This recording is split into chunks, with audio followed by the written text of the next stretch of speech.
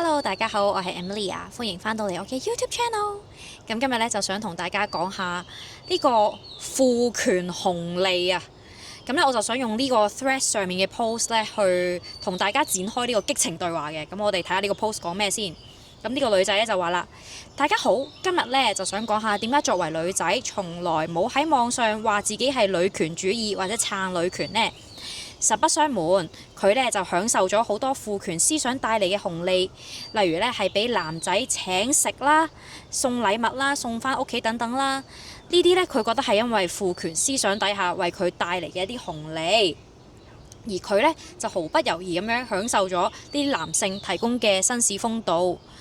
咁同時咧，佢亦都好清楚，如果冇為佢哋謀福利嘅女權人士咧，香港職場咧就可能會有一啲嘅職級天花板啊、生產歧視啊等等嘅問題啦，亦都因為有女權人士呢，咁女性先至可以喺香港享有同男性同等嘅待遇。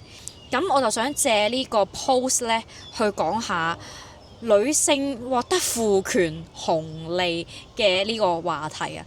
咁其實呢，紅利之稱得上係紅利呢，正正係因為佢哋一啲小恩小惠啊嘛。係啦，咁其實咧我唔好講住，我俾大家睇下。其實咧，我發現而家咧Threads 啊或者 social media 上面咧，好多討論性別議題嘅朋友啦，都係非常 make sense 嘅。其實都唔係好需要我嘅 contribution。我俾大家睇下其他人係點樣回應佢，然後咧我再俾大家睇下我之前回應呢個 topic 嘅一個嘅方法咁樣啦。咁我同大家睇下啲 comment 先，例如呢個啦就話：你食過嘅飯、收過嘅禮物，個數額真係大到可以稱之為 privilege 咩？佢哋係咪俾咗馬會 membership 你啊？同埋呢啲嘢呢，唔係一啲三唔識七嘅男人因為你嘅性別而無償俾你嘅喎，而係一啲 specifically 某幾個男人喺想換取某種嘢嘅前提下，淨係俾你，而唔係個個女人都能夠從呢啲男人嗰度攞到。咁仲算唔算一種性別紅利呢？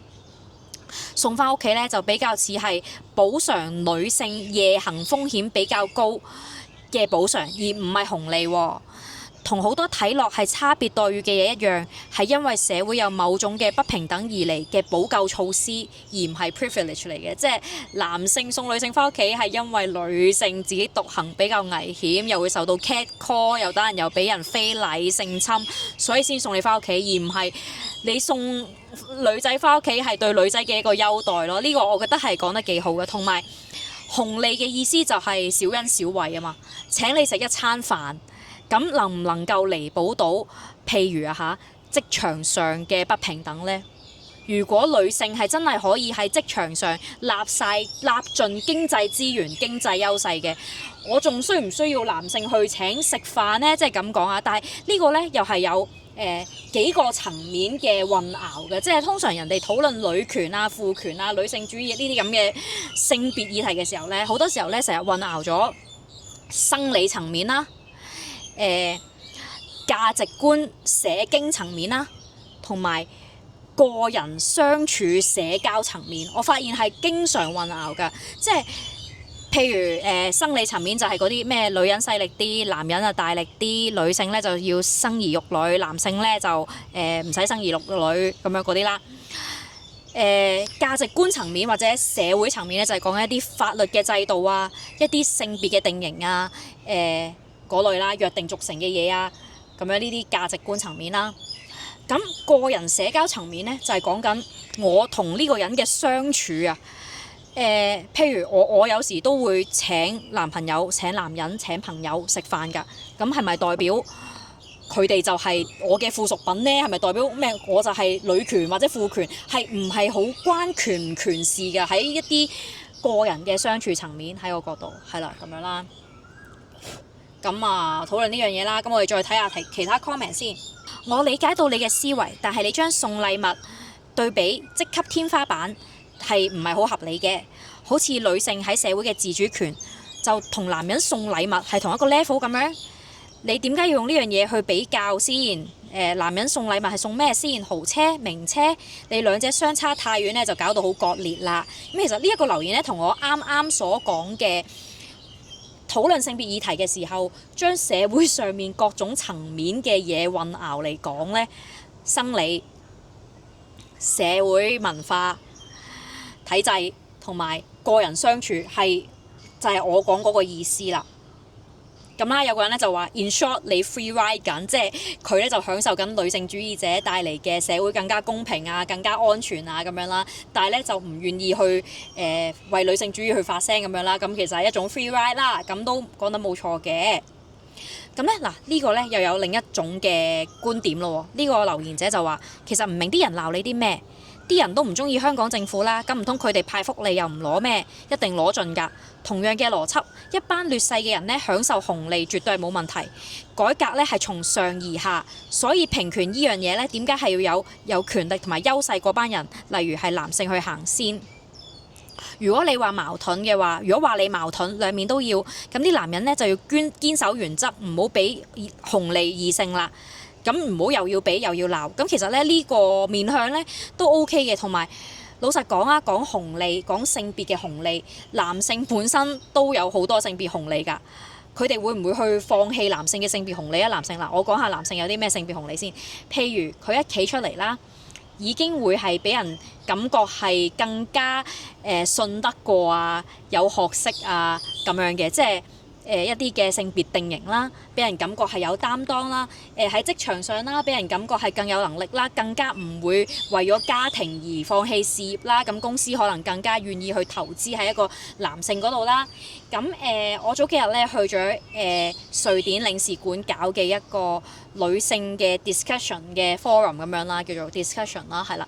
咁其中咧有一個參加者咧，佢係一個好出色嘅女性嚟嘅，佢專係研究女性嘅 finance 嘅理財嗰方面嘅嘢啦。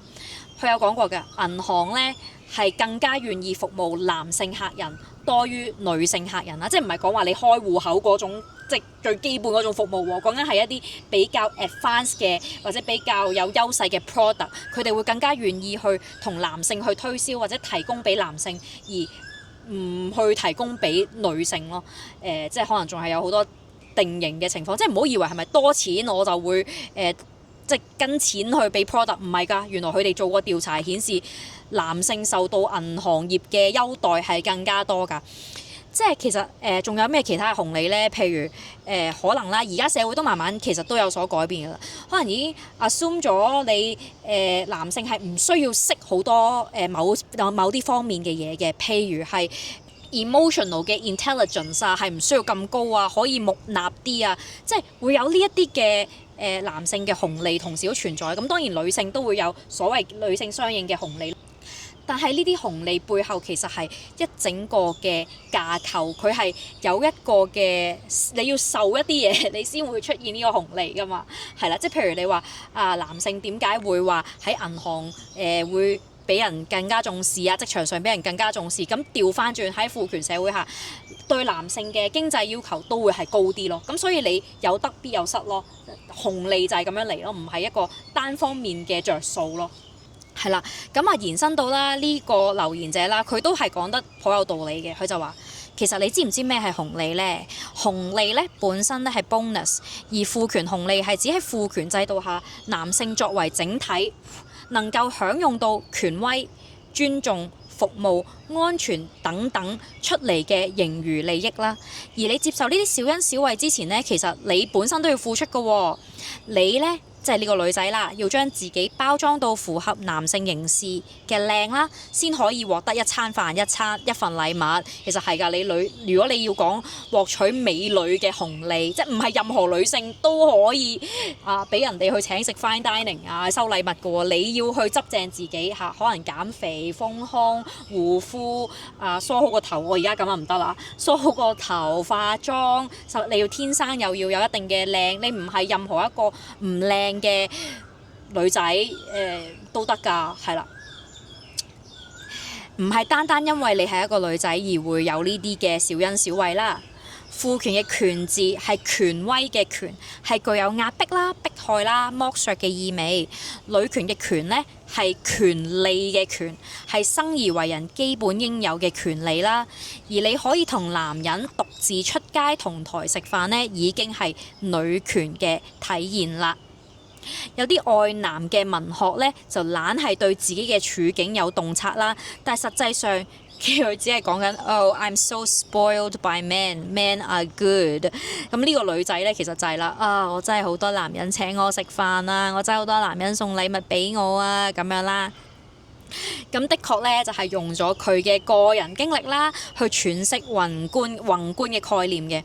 女仔咧缺嘅咧，其實唔係嗰餐飯啦，更加唔係缺愛。其實女權講嘅嘢就係女性缺嘅咧係權力啦，係資源啦。咁佢最後就講咗，當你有能力請晒成村人食 Caprice 嘅時候，你仲會唔會因為一個男人請你食 Amber 而感恩戴德呢？咁好老實講呢，我係中意食 Caprice 係多過食 Amber 嘅。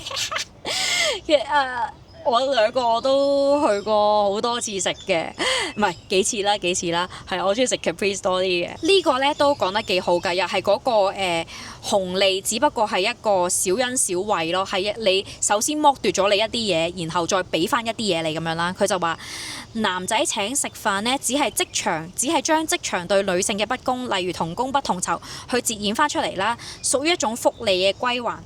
而送女仔翻屋企呢，就係因為威脅女性安全源頭嘅本身呢，大部分呢都係男人。呢啲咁嘅紅利呢，其實只係叫做平衡翻社會嘅不公啦，而唔係真正嘅紅利。咁呢個呢，其實都講得唔錯嘅。好啦，咁我而家咧就想講下，之前呢，我都有寫過一篇文係討論相關嘅話題啦，就係講父權紅利。咁我係回應緊呢一個留言嘅，佢就話啦，點解女性唔可以先放棄父權紅利，再嚟爭取女權呢？女權等於平權呢，根本係一個藝術嚟嘅，即係虛偽個偽啊！真正嘅平權呢，係要女性放棄父權紅利。單向下兼容咧已經做唔到啦，講咩經呢？咁樣啦。咁其實咧，佢呢個嘅睇法咧係表面聽咧係幾啱嘅。哦，你需要平等啊，你唔好俾人請食飯咯。你需要平等啊，你唔好俾人送禮物咯。表面睇咧好似第一眼啊聽係好有道理，但係咧實際上都係有各種問題，包括我啱啱所講嘅，將社會上各種層面生理啦、社會文化、法律制度嗰啲啦，同埋呢個人社交層面啦，係混為咗一談去講嘅。咁另外呢，其實都係有其他嘅問題啦。咁我就寫咗呢篇嘢去作為一個嘅回應。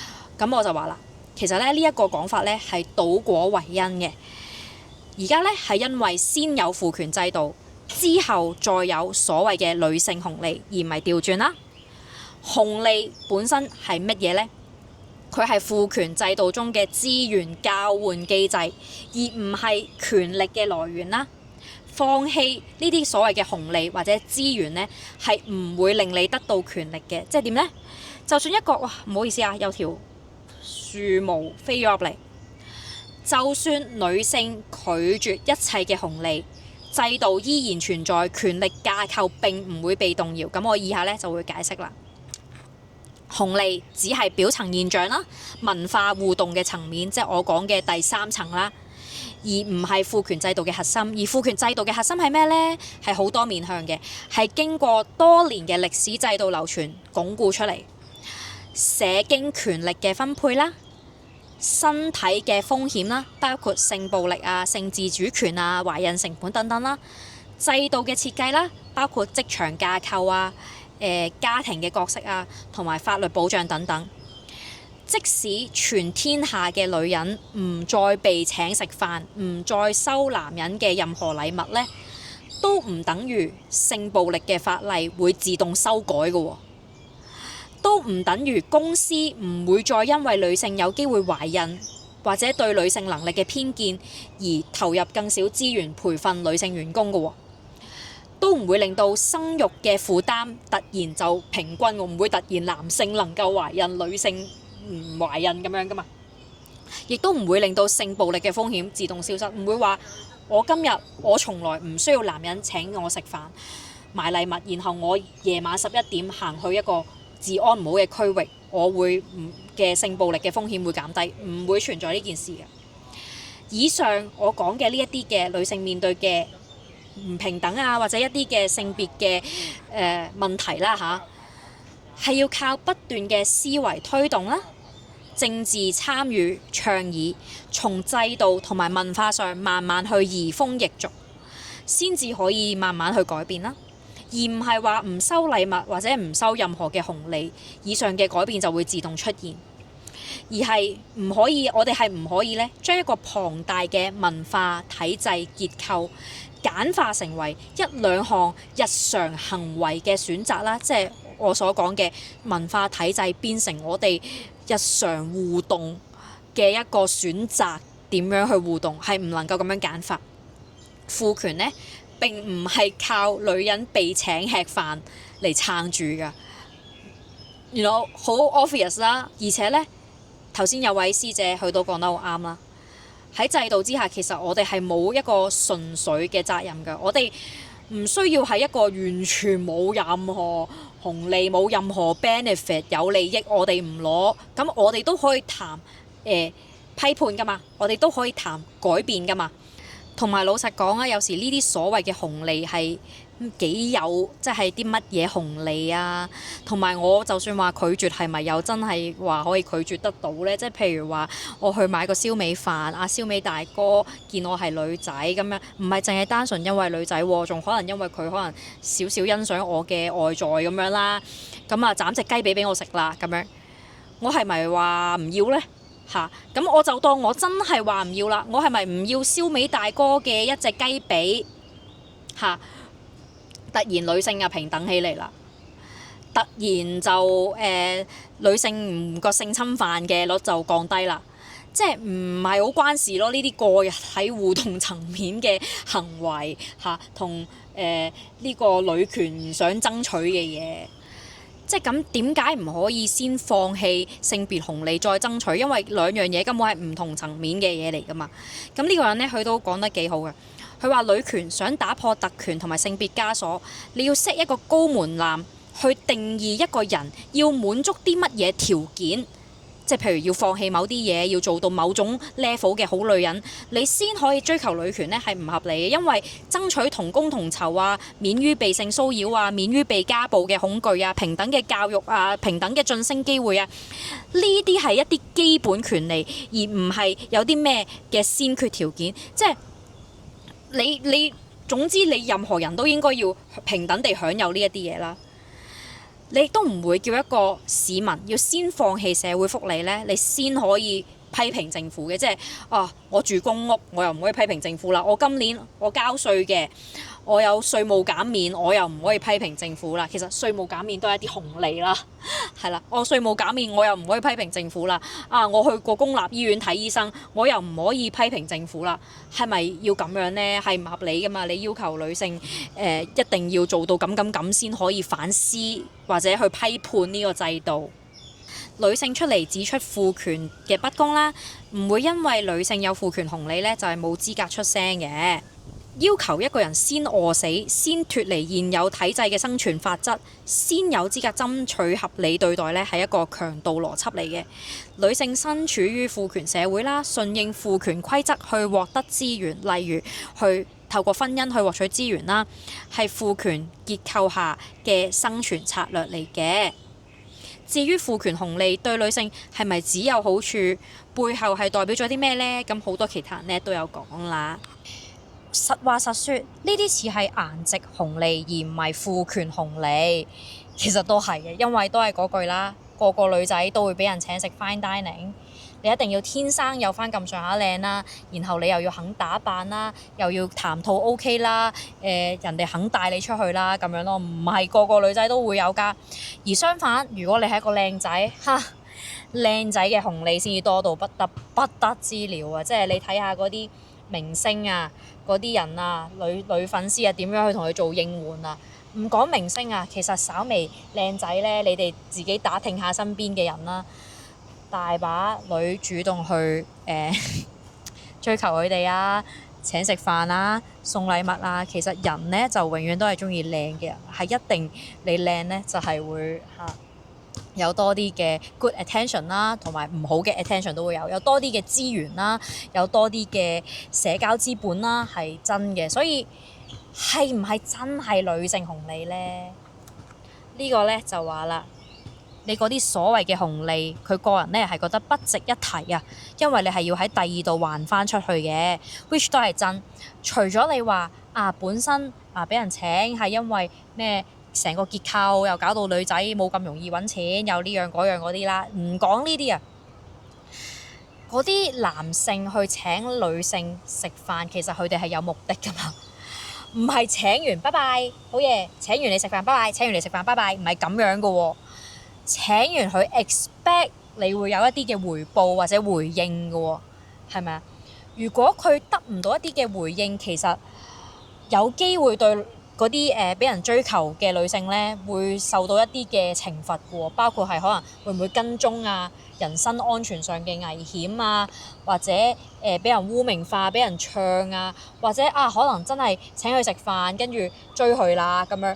追到啦，咁之後拍拖啦，咁之後又反面啦咁樣。喂，請咗你食嘢，俾我送咗咁多嘢俾你，你死臭雞，跟住又流出你嗰啲私密影片，即係會唔會有呢啲情況發生呢？簡直就係時有發生啦。咁所以呢啲所謂嘅紅利其實係咪冇代價嘅呢？係咪個個都有嘅呢？背後係咪真係咁筍呢？嗱，呢個留言都有講㗎。只能夠講你係喺父權社會下比較幸運，同時係幸福嘅一群啦。因為你以上所講嘅 privilege， 只要提供紅利嘅嗰位男士稍微走偏就可以成為你一輩子嘅噩夢啦。例如喺禮物入面放入定位、針孔鏡頭，食物裡面落藥，送返屋企變成跟蹤，或者最簡單請你食飯之後非禮你，因為佢覺得係等價交換。即使我同你都唔同意呢啲嘢係啱，但係當發生嘅時候呢，咁你都已經發生咗啦，已經受傷啦。呢啲危險呢，同父權紅利係一體兩面，本質上都係將女性視為被動被追求嘅目標物，而唔係一個獨立嘅人。我諗呢啲紅利唔係女權當道就會冇咗，仍然係會有人對你好嘅，因為你係一個值得被愛嘅人，而唔係因為你係一個女人。呢個講得好啱啊！即係我對我嗰啲男伴侶啊，我追求嘅男士啊，我都係對佢好好㗎，唔係因為佢係一個男人，或者唔係因為佢係一個女人，或者任何性別嘢，我中意佢啊嘛。或者我唔好對我追求嗰啲男士，我對我啲朋友都好好㗎，都會請佢哋食飯㗎，唔係因為我想對佢哋有所圖啊嘛，而係因為佢哋係好好嘅人啊嘛。咁呢個女仔呢，佢又講咯喎，其實呢，你呢啲呢，唔係算係咩性別紅利啊，而係 pretty privilege， 就好似個男人咁啊，佢係會請你食飯啦，但佢唔會無啦啦請個阿婆食飯㗎。其實呢，佢係睇上咗你嘅價值，而你嘅價值呢，係大於阿婆對佢嘅價值啦。仲有，究竟請食飯、送禮物、送返屋企呢啲，對於做嘅男性嚟講，其實係付出咗幾多呢？而對女性嚟講，又點樣稱得上係紅利呢？嗱，計翻女性嗰邊啦，量化翻我哋嘅嘢，我哋咁多年嘅衣着、打扮、化妝、皮膚管理、髮型管理、談吐管理，所有嘅 input 嘅錢同埋 effort 嘅話，會唔會係要男性食飯先至可以請食飯先至 balance 到條數呢？咁呢個都係幾得意嘅，即係講翻一個女性投入咗幾多先至會有所謂男性請你食飯嘅呢個 privilege 呢？咁我就唔敢話自己投入咗幾多喺自己嘅外在或者內在啦，讀書啊、增值自己啊，呢啲男女我相信香港社會都會㗎啦。但係我呢都幾有信心，我作為一個其實我都唔係花好多錢喺自己外表身上嘅女性，我好有信心，我花嘅錢係絕對係遠遠超越於一個普通平均嘅男性。我花喺自己嘅外貌，唔好睇我個樣咁普通啊！喂，我醫美都花咗過10萬，6位數字，即係唔係做啲咩嘅喎？唔係打針啊咩啊嗰啲，講緊係做下嗰啲 HIFU 啊，做下嗰啲 facial 啊呢一種嘅醫美啊，我都花咗過10萬啊。跟住搽防曬啦、化妝品、護膚品啦，護膚品啊一啱咁樣細細啊都幾百蚊至到1000蚊啦，用幾個月㗎咋？化妝品啦，不斷去試，有時買完啲化妝品又唔一定啱㗎嘛，不斷去試啦。我淨係去學化妝上堂，我都俾咗幾千蚊以上去學㗎。買衫啊更加唔使講啦，貴啊平啊都有啊 keep 住換啊 keep 住自己要時尚啊咩啊咁樣。整頭髮啦，我淨係髮尾油都好多隻啦。如果你喺我屋企就知㗎啦，我洗頭水都10支嘅，即係因為成日都要換下，咪成日好笠啊！你睇下而家個頭好笠，我成日要揾呢個適合自己嘅洗頭水。即係呢個社會上，其實你話一啲靚女佢會得到一啲嘅你哋認為女性紅利，其實係咪真係女性紅利呢？其實可能係一啲嘅美貌紅利喎。而啲美貌係咪冇代價嘅呢？即係天生麗質當然係一回事啦，但係幾多真係天生麗質啊？都唔少嘅，但係即係天生麗質之餘，都要投入好多資源去保養㗎嘛。而我比起一般男性投入喺外貌嘅錢啊、時間啊，仲未計做 gym 啊嗰啲啦，男人都會做 gym 嘅，呢個就是但啦，一定係多好多咯。我都幾可以確認呢一樣嘢咯。時間啊、錢啊呢啲全部都係資源嚟㗎嘛。咁男人請我食飯。其實我就好少要男人請食飯，我通常都係爭俾錢嗰個嚟嘅。但係因為我係睇唔起呢啲男人嘅經濟能力嘅，即係我唔係因為我係一個好女人啊，我睇你唔起所以唔俾你請食飯咁樣啦。咁相對翻啊，我投入咗可能講緊過幾十萬嘅數去我嘅外表身上啦。男性去因為我嘅外表去請我食飯，帶我去一啲好嘅餐廳食飯。而且佢嗰筆數能唔能夠填到我喺我外表嘅投資嘅嗰筆數呢？嗱，我自己就冇叫過，即係男人話請我呢，我係會俾翻佢，我係冇叫過。但係假如佢請呢，佢嗰條數2-3千蚊人頭，佢大佬啊，我一次嗨膚都唔止啦，即係咁講啊，我嗰罌咁嘅護膚品啊，幾罌啊，都已經唔止啦，填咩數啫？根本填唔到咩紅咩利啫。仲未計喎，喺呢個父權社會下啦，如果一個男性佢帶住一個具吸引力嘅女性去出去一啲社交場合啊，去食一啲靚嘅餐廳啊，其實佢都係會得到一個身份地位嘅提升嘅喎。即係一個靚嘅女性呢，對於一個男性嚟講呢，係一個時尚單品嚟嘅喎，即係好似孭住個包包咁樣。男性呢唔使孭包包，男性呢就係就係拖住個女人咯，女人就係佢嘅包包咯，係會男性嘅。佢喺同伴之間啊，佢喺社會上面嘅地位啊，如果佢有一個符合審美嘅女性啦，或者佢自己中意嘅女性啦，佢係能夠透過帶到呢個女性出街，或者同人講佢同呢個女性有一個親密關係，而受到更加多嘅重視，而可能因而獲得更加多嘅資源㗎喎，獲得更加多嘅尊重㗎喎，仲未計呢啲嘢喎。咁你呢個時候，假如你真係要請個女性食一餐飯，算係啲乜嘢嘅付出或者紅利呢？尤其是係咪真係下下請食飯都係講緊食 fine dining 呢？即係好老實講，100-200蚊、300蚊嘅飯即係咁啊，叫做攞咗紅利啊！女性，唉，真係眼角高少少，冇爭取呢啲男人嘅飯。即係冇諗住呢啲就係我哋嘅終點，唔係。其實攞權力啦，攞話語權啦，攞愛自己嘅能力啦。咩係攞愛自己嘅能力呢？即係唔好再係諗愛呢係要從男人身上獲得，或者任何嘅外在，唔一定係男人啦，任何嘅外在去獲得啦。